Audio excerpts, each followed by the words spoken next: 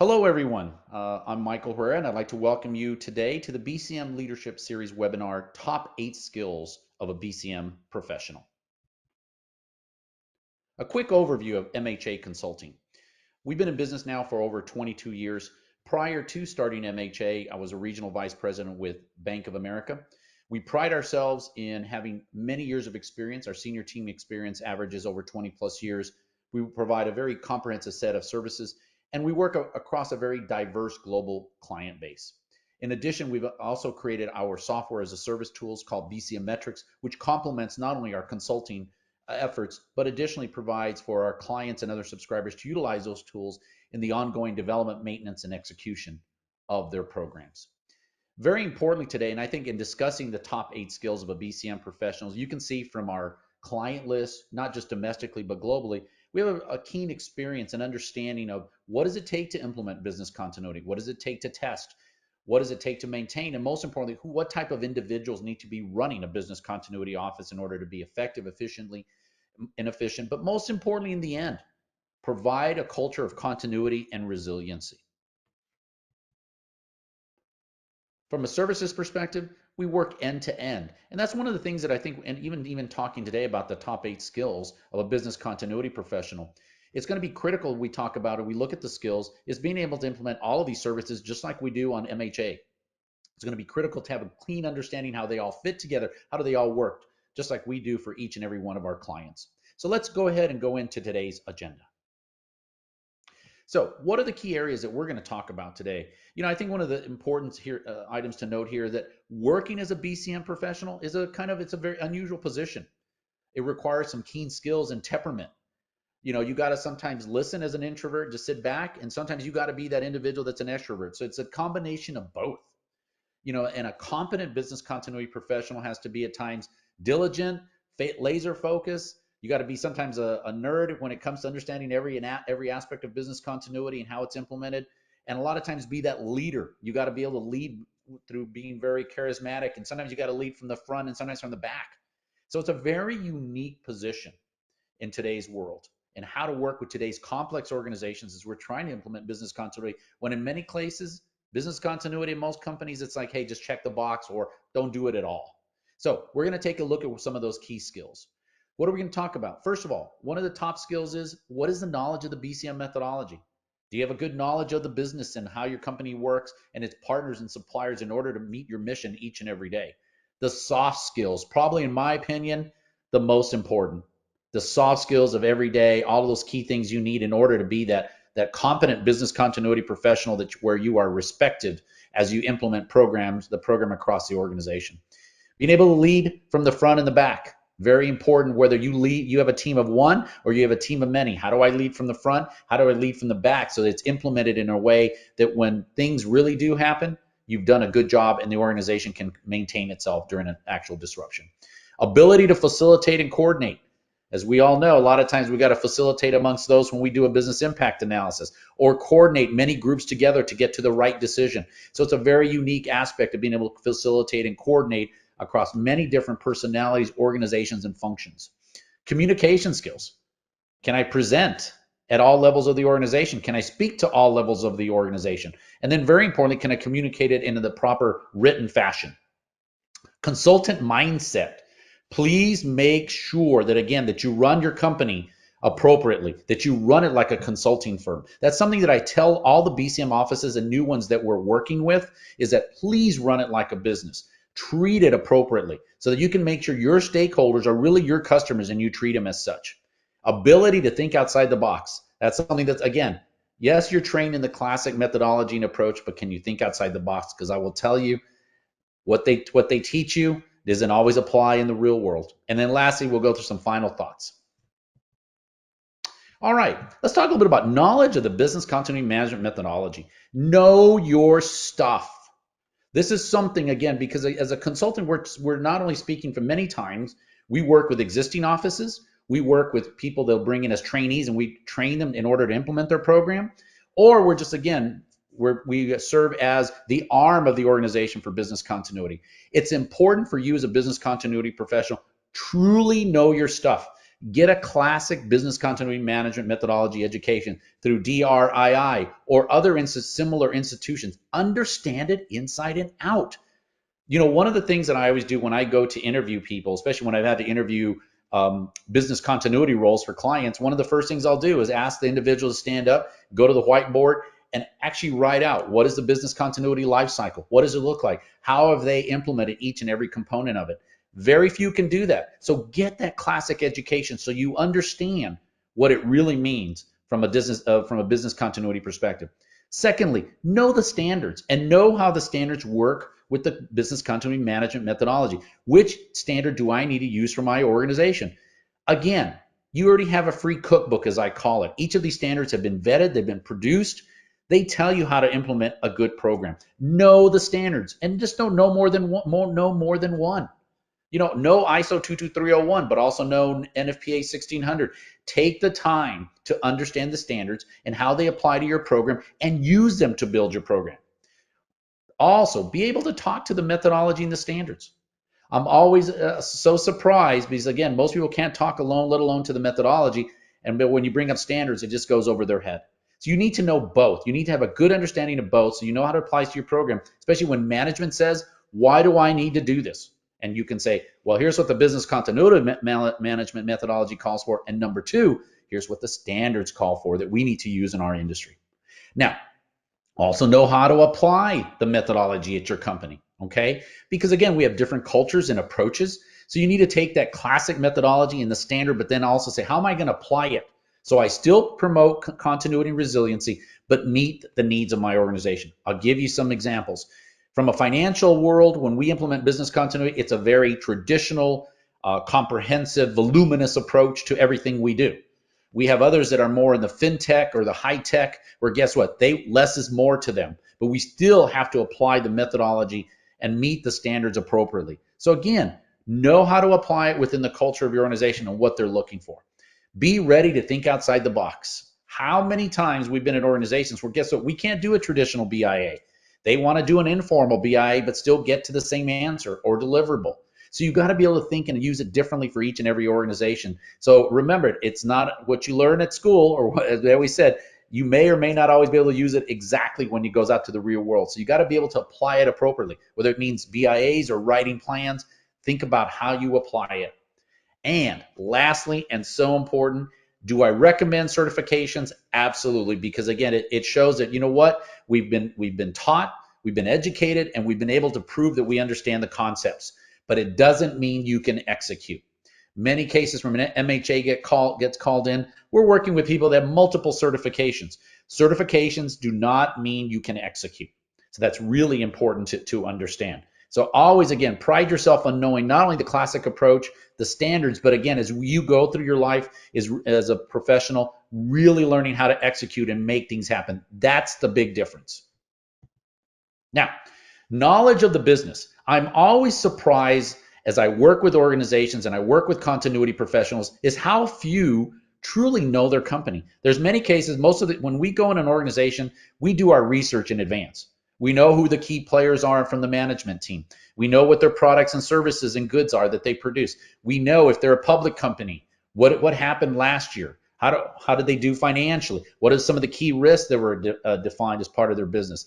In so many cases, when we go in, we actually know more than the actual business continuity practitioner does, who's in charge of making sure all of those goods, products, and services are protected and the mission of the company can continue uninterrupted. So understand, first of all, what is it we do? What is the mission of your company?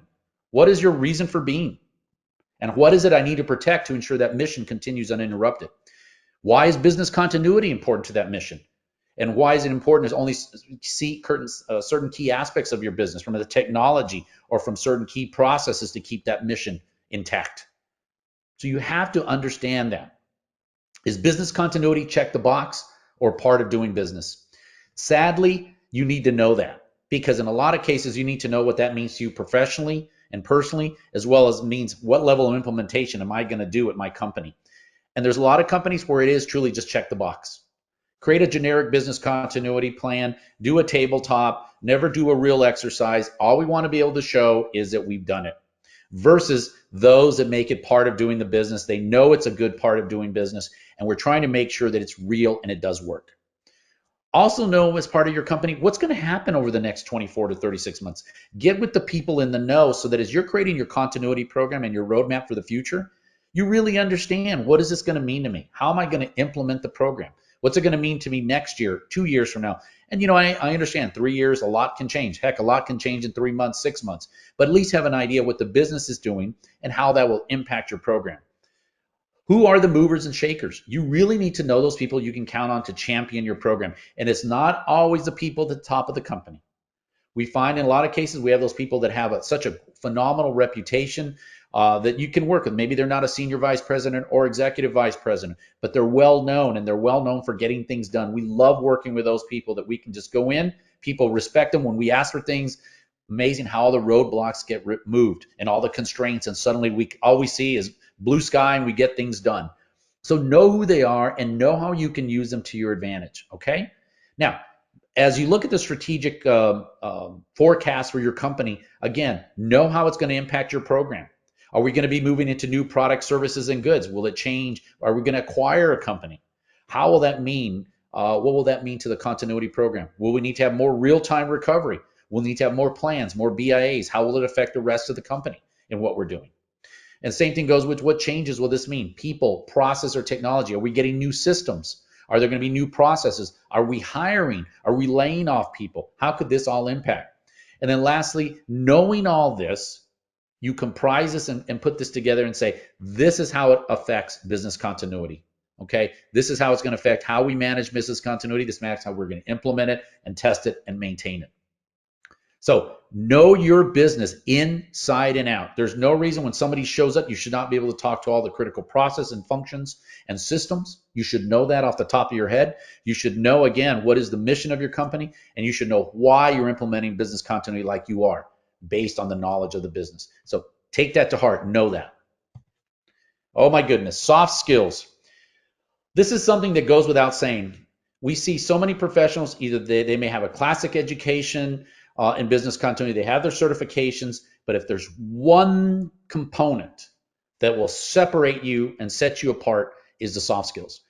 Business continuity, when you manage a business continuity office, you are having to be that consummate salesperson and work across so many personalities and skill sets and technology and processes. You have to be like a chameleon. You've got to have exceptional soft skills. We see, and we feel sadly for a lot of times we'll work with folks. I actually have had this year 2 different BCM offices where I've actually had people that I've interviewed and talked to, and just to identify their skill set, who have told me, actually said, if I didn't have to talk to people, this would be a great job. Hard to believe, but true. Now, I will tell you, when you have a business continuity office of a size of 3, 5, or even like when I manage MHA Consulting, we know where to put people in the seats in the bus. And what I mean by that, we have those individuals that are out in front of senior management and others to present, to do, to execute. And then we have others in the back. Their job is more produce for us. We'll take care of presenting and communicating. But if you're by yourself and you're your own person in the business continuity office, you better have exceptional soft skills. You better be able to communicate. Can I communicate in public? Written form, presenting, listening.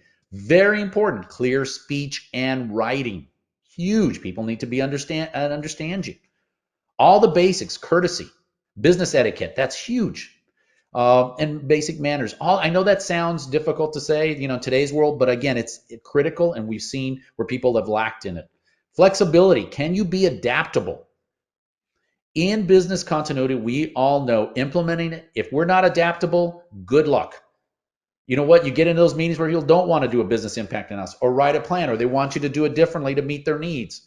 You have to be adaptable and not freak out and say, okay, I know you want to do it a little bit differently. Let me figure it out. I'll get back to you. Here's how we're going to do it. And adapt and change. That's key.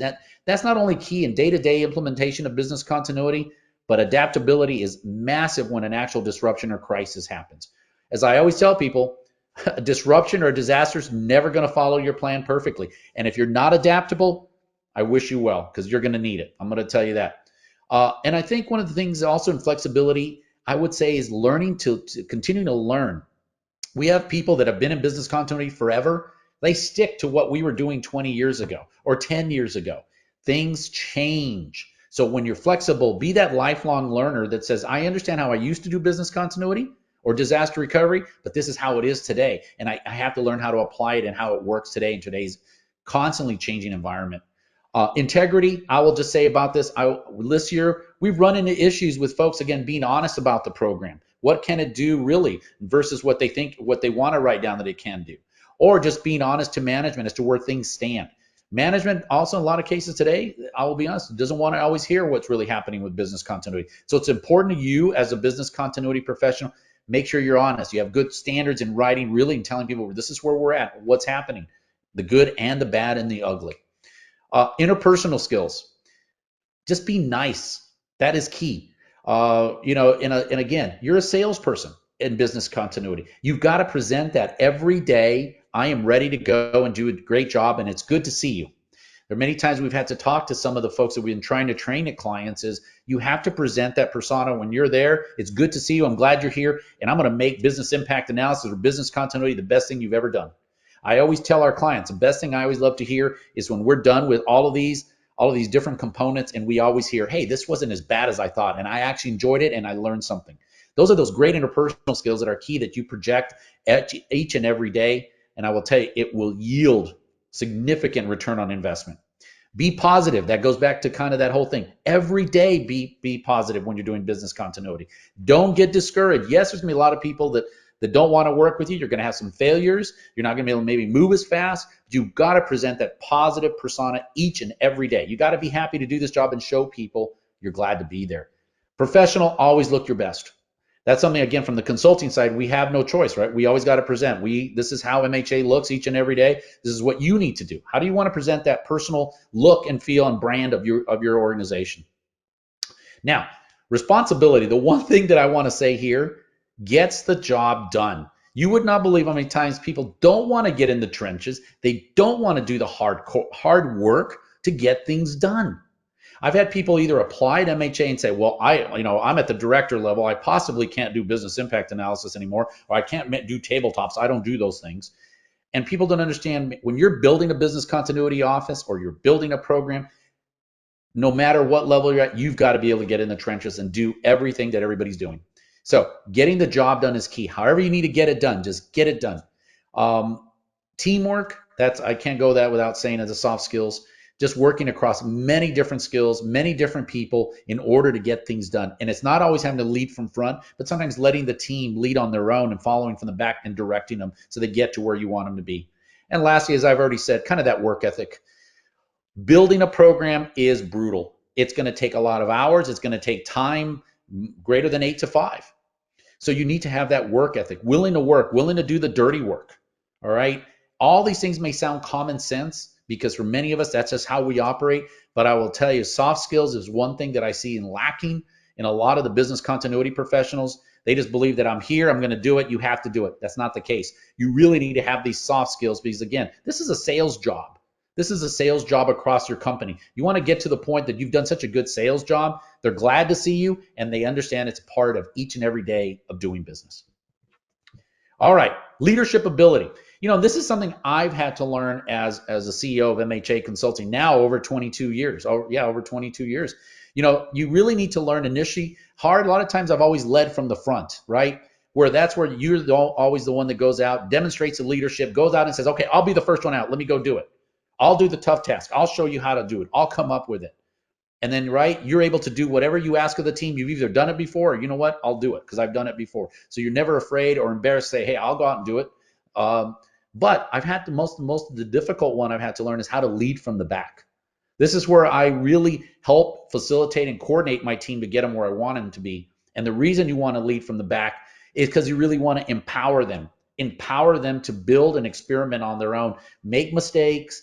But you know what? I always tell our folks, as you get better and better, your mistakes get better. And I will tell you, I will say the biggest thing it's done for me in leading from the back, it's really helped my team learn to weather storms on their own and to think on their own. So I've led from both, from the front and the back. And I will say over time, the way you build your BCM offices, the best is from the back, because you want to grow and build and nurture that team in order to manage things out there for you and do things. But if you're on your own, you also need to do this again from the front and the back. And a lot of times when you work with teams, especially in crisis, Initially, when you're training them, a lot of times you need to lead from the front. You need to help direct them to the point that you want them to get to. But over time, you want to lead from the back, especially during crisis, that you've trained them well enough, that you've nurtured them enough that they can go off on their own and manage an incident. It's always wonderful to watch when you've built teams and you either go through highly complex simulated events or real events, and you watch them go off and manage the incident on their own. And then you're like, wow, I've done my job. So some of the key examples of leading from the front and back could be implementing of the program, when you got to deal with those difficult stakeholders, when you have to teach them and let them take control of it. And over time, they're like, wow, this is great how you let me manage it and make things happen for ourselves. Managing those exercises. And then lastly, those real events. Because a lot of times business continuity professionals try to lead it all, but a lot of times, hey, we have the right people in the room. Let's lead from the back and let them go, and let's see how they'll do. So remember that. Lead from the front when you need to, and lead from the back. It works depending on the situation that you're in. All right, ability to facilitate and coordinate. You know, as a kid growing up, one of the greatest skills my father taught me, he ran a Shell gas station. And facilitating, coordinating wasn't one of the best skills that he taught us. And it was done in a way where basically we had to read and implement. So we had to go off and read a manual how to complete a specific repair and then go off and do it. But in doing that, we had to learn to facilitate and coordinate because we would run into issues. And guess what? I had to work with other senior mechanics to help me and learn, as well as maybe coordinate with the customer and my dad who ran the place. So I learned to facilitate and coordinate at a very young age. And I think that's been one of my key skills as a business continuity professional.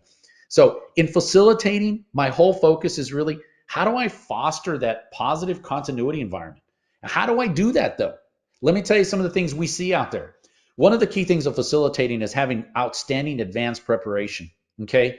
So I have a BIA starting tomorrow, right? Well, have I reviewed the pre-work? Do I know the business unit? Do I know what they do? Do I know who I'm going to be talking to? Do I have all my talking points? What we see is one of the key areas or miscues. There's a lot of folks that go out there, they're not advanced, they don't have any advanced preparation. They just do it on the fly. It's not going to work. So one of the key aspects of facilitating well is having that advanced preparation. Clear communication. Remember, we're trying to implement something that nobody does in a company. Business continuity is not just hey, you come in, it's on your job description. It's not. So you got to communicate clearly to those that your stakeholders what you're asking of them, and do it in a way they understand. Make it easy for them to understand. Give them examples. That clear communication needs to occur not only when you're speaking to them, but also in your writing, etc. Listen to what they're saying. That's hard. I've had to really learn that as a consultant. Most of the time, I just know to shut up and listen to what they're telling me. Listen to what they're saying versus just always preparing what you're going to say back to them. Hard to do, but over time, it's proved for me very, very valuable. Ask the right questions. Know what you're asking them, okay? Important. And again, as you become more and more entrenched in business continuity and building the program and working with them, your ability to listen is going to get better, as well as what questions you need to ask. Business continuity is highly complex. The great thing about it, boys, when you get really good at it, you know your company inside and out. You know who does what, when, where, and why. And you become that expert in everything that's done. Okay, timekeeping, there's nothing that drives me crazier than when you work with folks out there and you know how they're going to manage a meeting or conduct an exercise or whatever they're doing. You know they're lousy at timekeeping and you are just stressing because you know it's going to be a nightmare. They're going to run way over time. They're going to make it effective or efficient. One of the things we've always strived at MHA is to make our meetings so good and so quick and to the point that we love when we get comments back that, hey, that was well run. It was effective, efficient. You didn't waste my time. You got some time back on my calendar. Be good at timekeeping and being effective and efficient. And you can't only do that, you got to have advanced preparation, okay? One of the hardest things we see is when we do have real events, and being one of the key aspects of facilitating well is people got to know that you have a safe environment for sharing. Because we've had events, we've had real events or exercises that went really bad. You got to create that safe environment that everybody can raise their hand and say, here's why I know what happened. Here's what I did that probably could have been done differently. You can't make people afraid to say, here's how we can get better over time. Okay? Now, let's talk a little bit about coordinating. Very important. Coordinating is how can I be effective, timely, purposeful, so people have a direction as to what I'm doing and why. So again, we already talked about time management, communication, being adaptable and changing on the fly. I watch people totally get thrown off during meetings when they either get the questions they don't know, or B, they're being asked to do it in a different way. You've got to learn to be adaptable, because when you have real crisis, that's going to be one of the keys that you're going to have to rely on. So learn how to be adaptable. And again, we already talked about knowing the organization, coordinating across different people. That's a skill set you're going to have to learn over time. You're going to have to become a trusted advisor to your organization. Here's what I hate to see. What I hate to see is when I go run mock disaster exercises and I'll watch the folks in business continuity. At Bank of America, I was deemed a very critical, integral role. So I was I was aligned with the senior executives. They relied on me for information. They knew when events, or we did simulated events, they could say, Michael, what do you think of this? Who is critical in that area of operation? What's our alternate recovery capabilities? I was a trusted advisor. So in coordinating, become part of that, become a trusted advisor within the organization so everybody leans on you for what information they need. And then lastly is just getting all that teamwork.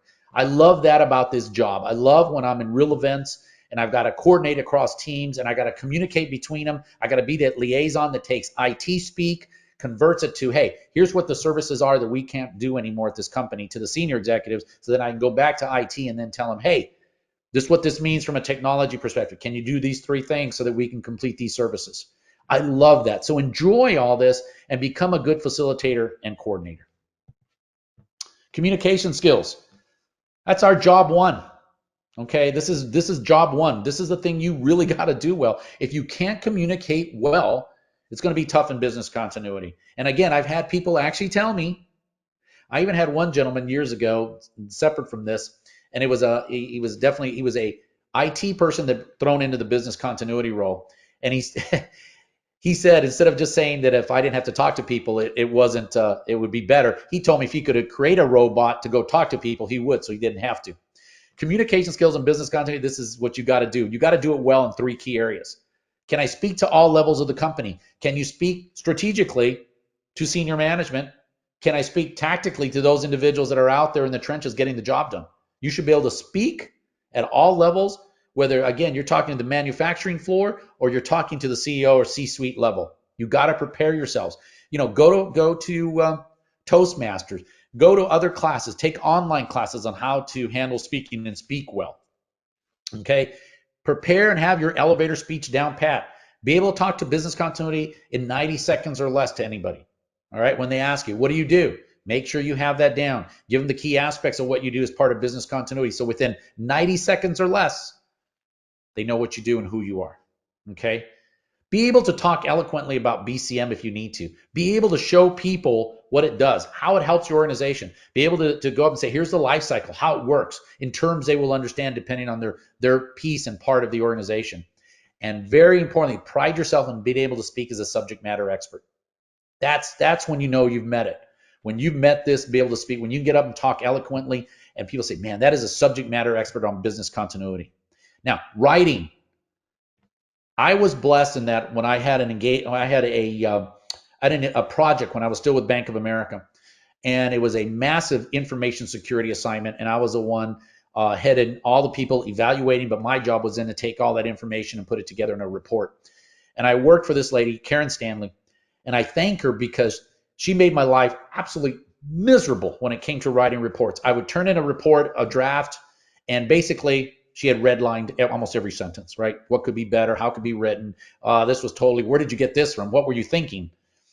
And over those 3 to 4 months, what she put me through, I became a writer that I am so thankful to her that now I can write anything about whatever I need to and write it in a logical, organized fashion that makes sense that people understand. Please remember, as business continuity professional, you're going to have to write management reports. Okay, you're going to have to write business continuity plans. All of these things you need to write. You're going to have to write checklists. So work on your writing skills. Okay, there's no excuse today that not only can you take classes for speaking, classes for writing, get those mentors that can review and edit your reports. So you learn to write in a concise, objective fashion. Be concise. Know how to use the right terminology. Nothing that drives me more insane that folks here that are educated in business continuity are still writing using the wrong terminology. Be objective. Sometimes I've been told I'm too objective, but that's how I was taught to write. Be objective when you're writing about what did you see, what did you find, what were the results, how do we make it better. Okay. And then lastly, presenting goes with speaking. But again, presenting is knowing your audience. What subject am I going to talk about? One of the things that I used to do, especially when I started running a consulting company, I had a lot of experience of doing presenting at Bank of America. But one of the best classes I ever took was where in presenting, you were only given you would pick a subject out of a hat, and then you had 5 minutes to prepare, and then you needed to go up and talk about it. Now, that was more of an intermediate to advanced class. But I would tell you, out of that, you begin to learn to organize your thoughts, put them together, and they had to tell a story in that time frame. So you could get up and talk about it for 3 to 5 minutes. So most important about presenting, know who you're talking to. Is it strategic? Is it tactical? And I will tell you this, remember, people's span of attention is so short today. I think goldfish have a longer span of attention than us humans. I encounter it every day. Okay, I encounter it in senior management. I encounter it down at the division department level, business unit level. You got people that aren't watching you. That's why it's so important that you want to be such a good presenter that people want to listen to you. They want to understand what you're talking about. So know your audience and how do you need to talk to them. Be very mindful of their time. Less is more, okay? Please don't come and give a presentation if you're not energetic, charismatic, or convincing. You have got to, again, show yourself as energetic and charismatic. I always remember this. I actually went to a presentation with a colleague who was presenting. And sadly, I had to say this. I actually fell asleep during the presentation and had to be woken up. And I always told myself, I hope somebody would come up and tell me if that was them falling asleep in my presentation, to say, gosh, Michael, you got to improve because I fell asleep. So remember that. I would highly recommend film yourself. Film yourself and go over what you want to talk about. Maybe it's, hey, I'm going to talk to management about the business impact analysis results. Film yourself. See how you did. Did you get the story across right from the beginning to the end? Did you do it in the time that you're allotted? Did you understand what you were trying to say? So there's no excuse. Some of us are, naturally maybe better at presenting, but there's no reason you can't make yourself good at a decent to above average speaker and presenter. And the only way you're going to get better, you got to do it over and over and over. Ask for those opportunities. All right. Consultant mindset. Running your program like a consultant. People always ask me, Michael, why do I run my program like a company? It's not like a consulting company. It's not. Yes, it is. What did we talk a little bit about earlier? It's a sales job. You have got to treat your stakeholders like your customers. It's amazing how many times MHA Consulting gets called in to support existing people who are running business continuity because they can't do their job. So when we come in, we change that mindset right away because, look, here's the services we need to provide. Who are the stakeholders? Here's our service we're going to provide in a consistent manner. So take that consultant mindset. Run it like a consulting firm. Your stakeholders are your customers. Make sure you're the service they want to use. Make sure they don't want to go outside and say, you know what, you guys are lousy what you do. I'm just going to bring a consultant. They'll get it done in 90 days and we're done. Very important. As part of your consulting firm, I'm always amazed at this. I always tell the folks we work with, please build a set of repeatable services in your BCM office. And what I mean by that, in our organization, every one of the services we provide has a task list. Here's how you perform the service. Here's all the reports and forms you need to produce it and present it. But you go to a lot of BCM offices, it is inconsistent. Sometimes somebody will do a BA one way, somebody will report to management in a certain way. It's never consistent. You can't get good as a BCM office if you don't present in a repeatable fashion each and every time. And your people are trained on how to do that. So you get consistency across all of your services and your approaches. Now, this doesn't mean that everybody has a little bit of a different approach, okay? Just like us in our consulting firm, every personality is a little bit different across our senior consultants. Some may do it a little bit different, but in the end, guess what? We all get to the same deliverable using the same approach and methodology. Have a sense of urgency. Guys, we got to get this done. So it's going to take a lot of work. So you can't, say, I've gone to places where I'll start a program, come back, and they're still, 2 years in, they're still kind of where we were when we left them. Have a sense of urgency. Get it done. Get past the roadblocks. Talk to those people that can help you champion. Make it happen. Get something done. Just don't sit back and wait years, months, days, years to get things completed. And lastly, because remember, what we're trying to really do here is I tell folks, what are you really trying to do as a business continuity office? In the end, we're really trying to achieve continuity and hopefully in the future resiliency.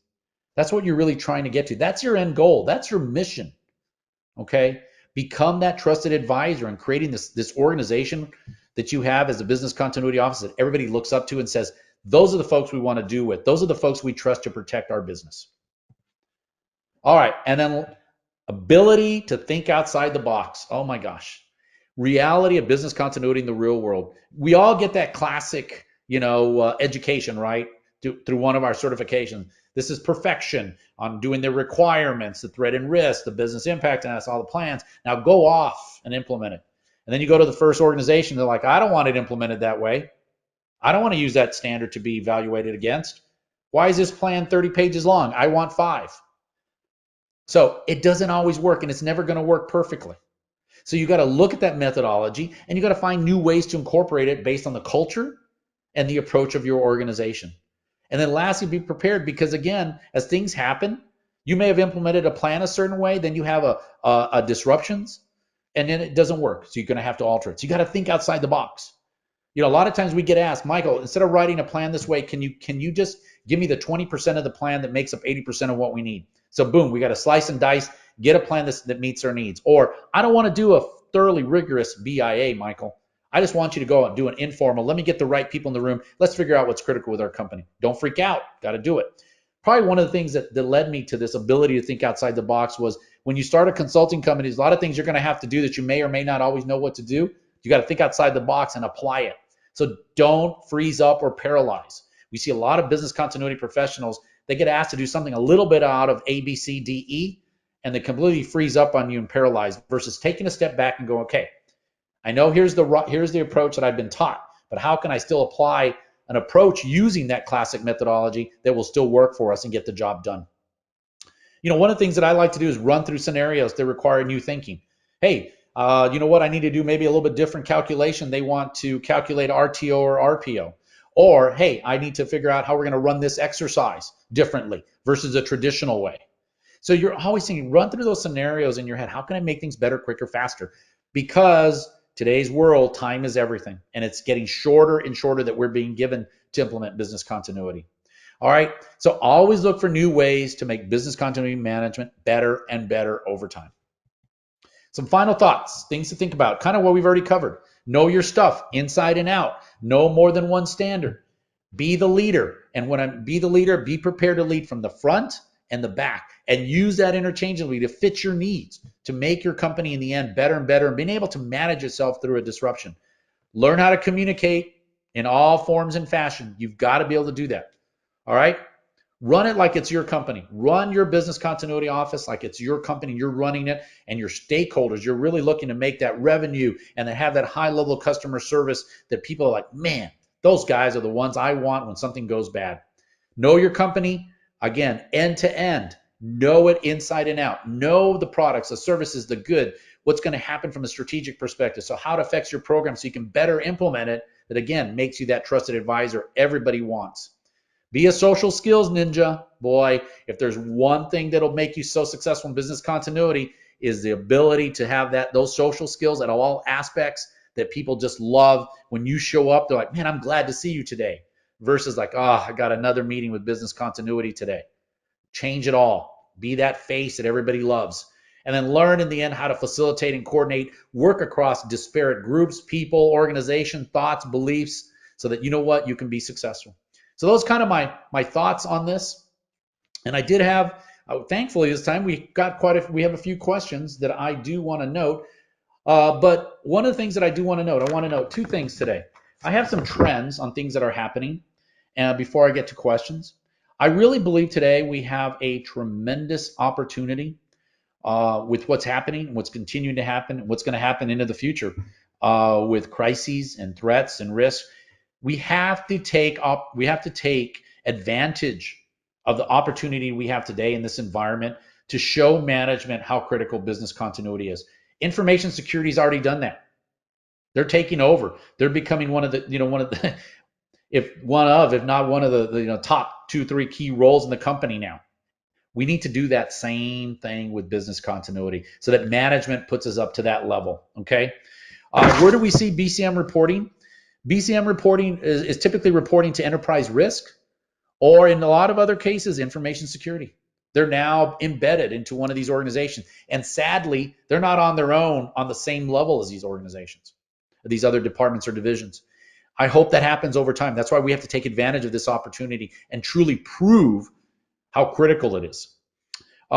Business continuity is being pressured to be implemented. We see it at organizations that typically wouldn't implement business continuity because it's not a requirement due to regulation or standards. But sadly, in a lot of cases, I'm going to say 30, 40%, it's still a check a box.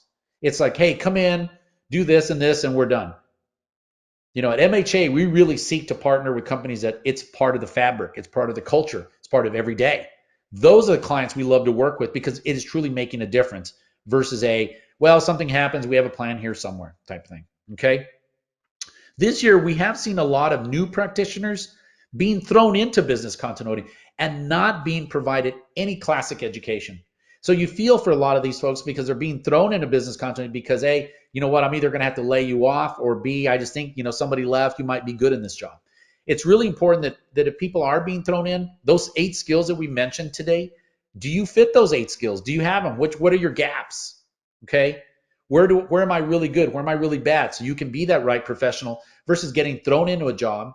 And we've had this happen this year. We had an individual that they put her into the job, and over the next 12 months, guess what? It was clear it wasn't right for her. So she was able to find another job, much happier than trying to be in a job she really wasn't good at.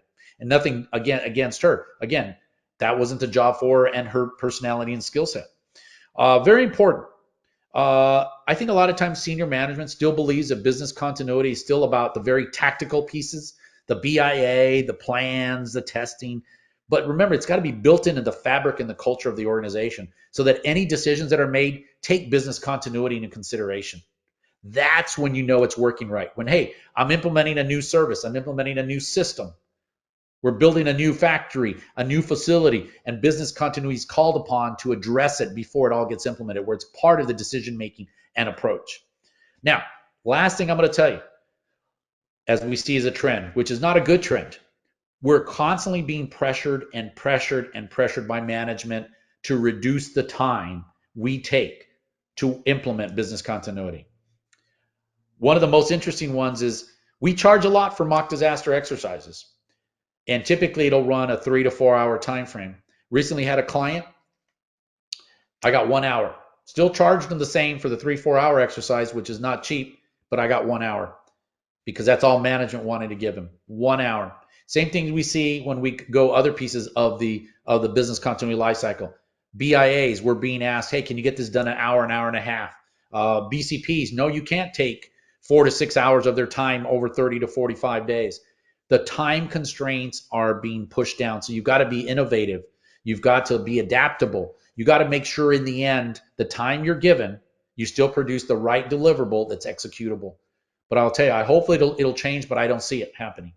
Now, here's some of the key questions, and then I'll open it up that we had. First question, how important are certifications to want to be the top skills? Is any one of these certifications better than another? Certifications, would I say they're needed to get the job? It's kind of like a bachelor's degree. You kind of need it to show that, hey, I know what I'm doing. I have some ideas, the methodology and approach. I can take a test to prove that. But does it mean you can execute? No.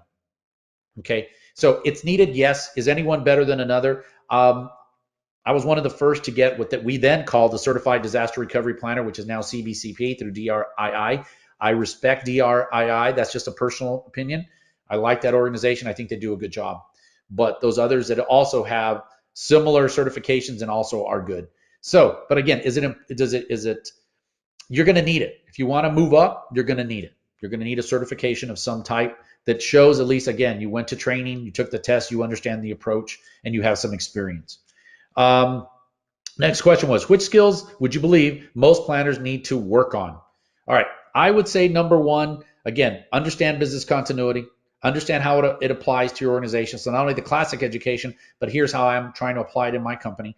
Social skills, massive. That's one of the things that I've seen today. Social skills are massively needed in business continuity because, again, it's a sales job. Ability to think outside the box. And then lastly, just getting the job done. Just getting the job done. You know, we get asked to come in, hey, Michael, you got 150 to 175 BIAs, and we need you to get them done in 4 months or 5 months. All right. You need to write 25 plans over the 30 plans over the next 2 months. Those types of things where you just come in, you got to have that work ethic, get in the trenches and make it happen. So question number 3, I'm not good at presenting or speaking in front of people. What should I do? Well, I think like we talked about it, the only way you're going to get better, one, I applaud you for identifying that it's a gap. But most important then is how do I fix it, right? How do I fix it? Because if you're not able to present and speak at all levels, guess what? You're going to lose visibility. You're also going to lose confidence in people having you. So I would go off to Toastmasters. I'd go off to other groups that are out there, speaking groups, where you learn to do that. You learn to deal with the fear of speaking. Okay, I will tell you this. I've had a fear of speaking. Thankfully, I started speaking when I was really, really young. My dad would put us in front of people to speak. But doesn't mean that I still don't sweat. Doesn't mean that I still don't look out there and go, what the heck am I doing today? What am I going to say? You know, I speak all the time, but it's never easy. But again, the more you do it, the better you get at it. That's the only way I'll say. But I applaud you to that. So go look at the different organizations. Also, who can you trust in your organization to say, I want to do a presentation today for you. I'm going to take up 20 minutes of your time. I want to go over my presentation. How did I do? How can I get better? Do you have a mentor or do you have somebody you trust to give you honest feedback? You don't want to go and do a presentation and they're always, you've done great, you did great, no issues. You need those people that pick it apart, okay? Find those that'll be a great critic in a positive way. Number 4, do you believe that we will have C-suite level business continuity positions in the future? I was already hoping that we would. I have seen some organizations that have what they call a chief business continuity officer. Those are few, very, very, very few and far between. But I think that's what I'm saying. We have to take advantage of the situation, prove our worth, kind of like information security has. Prove that we're as equally as important as information security, that we work together and we protect the resiliency of all of the operations of the organizations. So that's really important. I hope it'll happen in the future. I think this is a time to make it happen. And then lastly, number 5, how much should a solid business continuity senior be making? You know, we've seen all types of salaries and ranges that we've seen. You know, some are paying top people that really can do the job 80 to 120, and then we've seen others that are 200,000 or more. It depends on the company. It depends really how good you are and your level to execute. But thankfully I see higher and higher salary ranges. Here's the sad part. I see folks that also come to us to apply for jobs and they ask for specific ranges. And you take a look at, because I look at more than the resume. What's your level of execution? That's what I really look for. The resume tells me where you've been. And again, it's all, of course, written in a positive way. But I really need to know, can you execute or not? That's what I really look at if I was trying to put ranges for people when it comes to what they should be paid based on their level of execute and get things done. So those were the questions I had today. I want to thank everybody for your time today. Hopefully that helped. I know that we'll be sending a link to this presentation. And again, thank you. And this concludes the formal part of our presentation. And again, please join us for the next webinar that'll be in December. Subject yet to be determined. But again, I hope it helps all of you. Please use these skills, become excellent in all of these, and you'll become a true business continuity professional. Everybody have a great day. Thank you for joining us today at MHA Consulting for our leadership webinar.